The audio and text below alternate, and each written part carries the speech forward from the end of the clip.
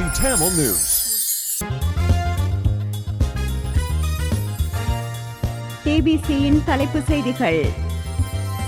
சுகாதார வெகுசன ஊடகத்துறை மீதான மக்கள் நம்பிக்கையை கட்டியெழுப்புவது அவசியம் என்கிறார் அனில் ஜாசிங்க. பாதாள உலக கும்பலை சேர்ந்த பியூமாவுக்கு விளக்குமறியல் நீடிப்பு. கொழும்பு துறைமுக திட்டம் அமெரிக்க நிதியுதவியை ஏற்க அதானி மறுப்பு. இனந்தெரியாத காய்ச்சல் ஒன்று யாழ்ப்பாணத்தில் பரவி வருவது குறித்து சுகாதார அதிகாரிகள் விசனம். அவை TBCயின் தலைப்பு செய்திகள்.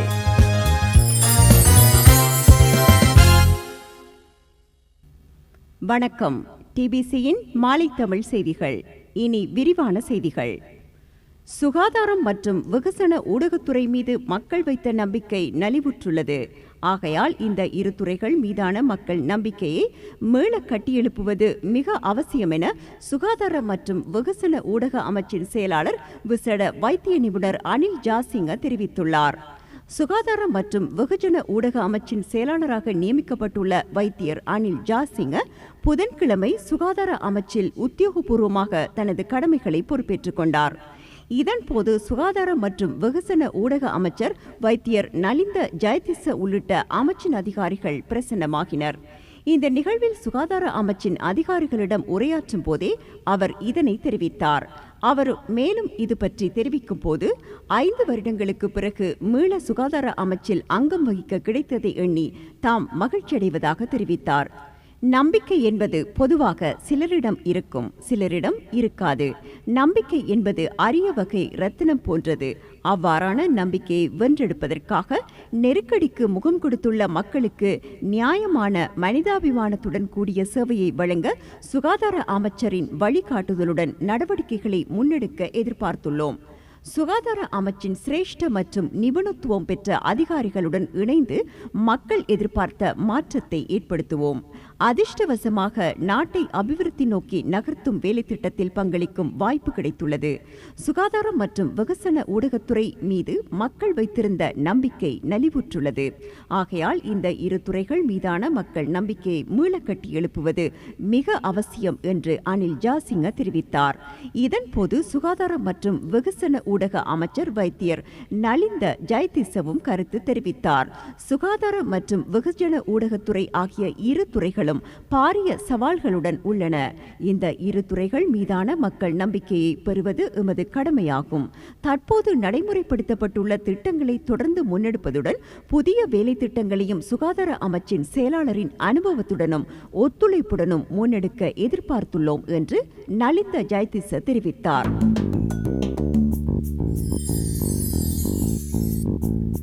மகர சிறைச்சாலையில் கொலை செய்யப்பட்ட கைதிகளுக்கு நியாயம் கோரி சிறை கைதிகளின் உரிமைகளை பாதுகாக்கும் அமைப்பினர் இன்று புதன்கிழமை கொழும்பு கோட்டை புகையிரத நிலையத்திலிருந்து ஜனாதிபதி செயலகம் வரை பேரணியாக சென்று ஜனாதிபதி செயலகத்தில் மகஜர் ஒன்றை கையளித்தனர்.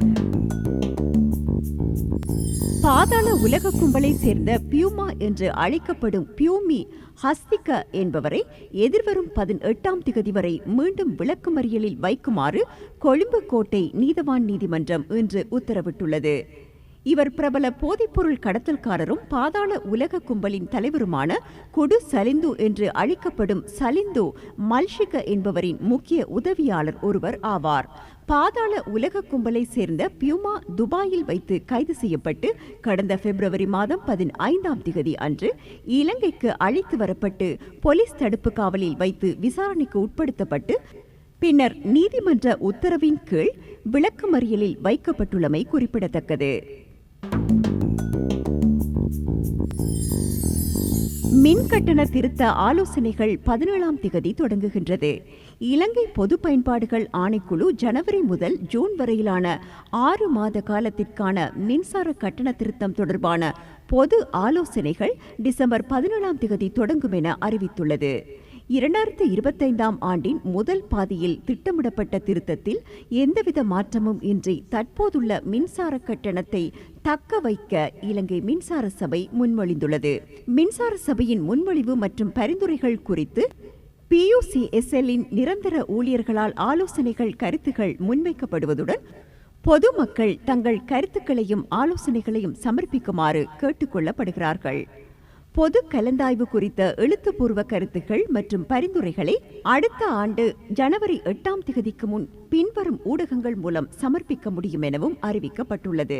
info@puscl.gov.lk மற்றும் 0764271030 என்ற வாட்ஸ்அப் இலக்கத்தின் ஊடாகவோ அல்லது www.facebook.com/pucsl என்ற முகநூலின் ஊடாகவோ அல்லது இலங்கை பொது பயன்பாடுகள் ஆணைக்குழு BOC வணிக கோபுரம் தளம் 6 புனித மைக்கேல் வீதி கொழும்பு 3 என்ற முகவரிக்கோ அனுப்பி வைக்க முடியும்.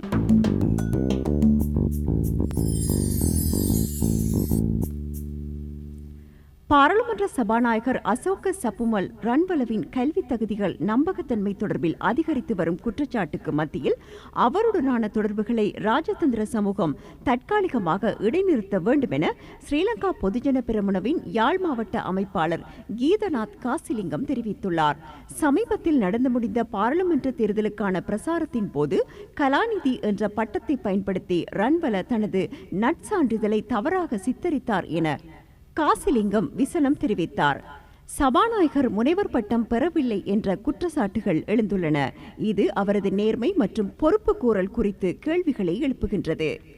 போலி தகுதிகளை சித்தரித்த சபாநாயகர் ஒருவர் இலங்கையில் இருப்பது ஏற்றுக்கொள்ள முடியாதது என்று காசிலிங்கம் தெரிவித்தார். இந்த வெளிப்படையான மோசடிக்கு பொதுமக்களுக்கு விளக்கம் வழங்க வேண்டும் என்றும் அவர் தெரிவித்தார். காசிலிங்கம் ஜனாதிபதி திசாநாயக்கவிடம் இந்த விடயம் தொடர்பில் உடனடி முழுமையான விசாரணையை ஆரம்பிக்குமாறு கோரினார். அவர் வெளிப்படைத்தன்மையின் முக்கியத்துவத்தை வலியுறுத்துவதுடன் இலங்கையின் பாராளுமன்ற அமைப்பின் நம்பகத்தன்மையை பேணுவதற்கு இந்த பிரச்சினைகளை விரைவாக தீர்க்குமாறு அதிகாரிகளை வலியுறுத்தினார். குற்றச்சாட்டுகள் தீர்க்கப்படும் வரை கௌரவ ரன்வல அவர்களுடனான தொடர்புகளை தவிர்க்குமாறு சர்வதேச சமூகத்திடம் வெளிநாட்டு பிரதிநிதிகளிடமும் SLPP அமைப்பாளர் நேரடியாக வேண்டுகோள் விடுத்தார். ஒரு தனிநபரின் நற்சான்றிதழின் நம்பகத்தன்மை குறித்து கடுமையான கேள்விகளை எதிர்கொள்வது நீங்கள் பிரதிநிதித்துவப்படுத்தும் நாடுகளுக்கு ஒரு குறிப்பிடத்தக்க சங்கடமாக இருக்கும் என்று காசிலிங்கம் கூறினார். மாண்புமிகு ரன்வல இந்த குற்றச்சாட்டுகளை தெளிவுபடுத்தும் வரை அவரிடமிருந்து விலகி இருப்பது இலங்கைக்கும் சர்வதேச சமூகத்திற்கும் நல்லது எனவும் கீதாநாத் காசிலிங்கம் மேலும் தெரிவித்தார்.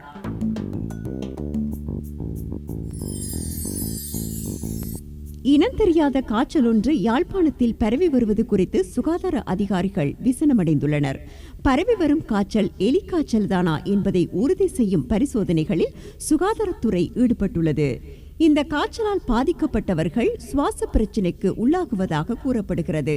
2023ஆம் ஆண்டில் இலங்கையில் 9,000க்கும் அதிகமானவர்கள் எலிக்காய்ச்சலால் பாதிக்கப்பட்டிருந்தனர் என்று சுகாதாரத்துறையினர் தெரிவித்துள்ளார்கள். 2025ஆம் ஆண்டு தேசிய வரவு செலவு திட்டத்தை தயாரிப்பது தொடர்பான பூர்வாங்க பேச்சுவார்த்தைகள் இன்று ஜனாதிபதி அனுரகுமார திசாநாயக்க தலைமையில் ஜனாதிபதி செயலகத்தில் நடைபெற்றது. கிராமிய அபிவிருத்தி அமைச்சு, தேசிய பாதுகாப்பு, சமூக வலுவூட்டல் அமைச்சுகளுக்கான நிதி ஒதுக்கீடு தொடர்பான யோசனைகளில் இன்று கவனம் செலுத்தப்பட்டதாகவும் அமைச்சர் பேராசிரியர் உபாலி பன்னிலகே உட்பட சிரேஷ்ட அமைச்சு பிரதிநிதிகள் உட்பட முக்கிய அதிகாரிகள் இந்த பேச்சுவார்த்தைகளில் கலந்து கொண்டதாகவும் ஜனாதிபதி ஊடக பிரிவு தெரிவித்துள்ளது.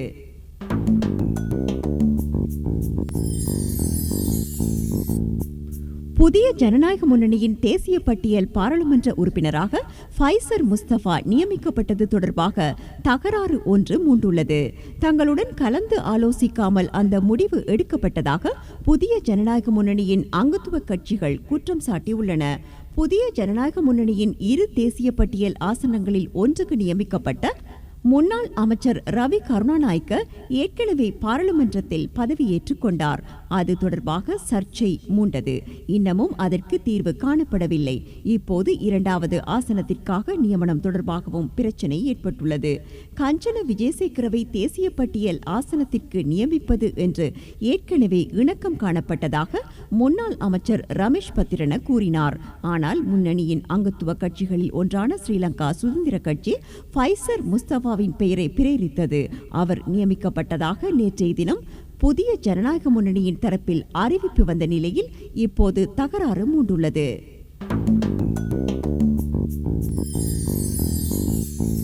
அரசாங்கம் விதித்த கட்டுப்பாட்டு விலைக்கும் கூடுதலான விலைக்கு அரிசியை விற்பனை செய்த 50 கடைகளுக்கு எதிராக சட்ட நடவடிக்கை எடுக்கப்பட்டிருப்பதாக பாவனையாளர்கள் விவகார அதிகார சபை இன்று கூறியுள்ளது.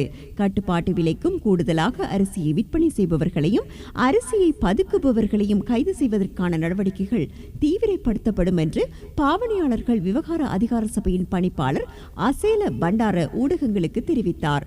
அதிகார சபையினால் வெளியிடப்பட்ட அதிவிசேட வர்த்தமானி அறிவித்தலின் பிரகாரம் நடவடிக்கைகள் எடுக்கப்படுவதாகவும் கடைகளில் அரிசியின் விலைகளை அறிவிக்கும் பலகைகள் மக்களின் பார்வைக்கு வைக்கப்பட வேண்டியது கட்டாயம் என்றும் பண்டார தெரிவித்துள்ளார். அரசாங்கம் விதித்திருக்கும் கட்டுப்பாட்டு விலைக்கும் அதிகமான விலையில் அரிசியை விற்பனை செய்வதாக கண்டுபிடிக்கப்பட்டால் சம்பந்தப்பட்ட கடைக்காரர்களுக்கு 1 லட்சம் ரூபாய் அபராதம் விதிக்கப்படும் என்றும் அவர் தெரிவித்தார். இலங்கையில் இப்போது அரிசி, தேங்காய், முட்டை, உப்பு ஆகிய உணவுப் பொருள்களுக்கு தட்டுப்பாடு நிலவி வருகின்றமை குறிப்பிடத்தக்கது. அந்த செய்திகளோடு டிபிசியின் இன்றைய நாளுக்கான மாலை தமிழ் செய்திகள் நிறைவடைகின்றன. எமது காலை தமிழ் செய்திகளை நாளை எதிர்பாருங்கள். வணக்கம்.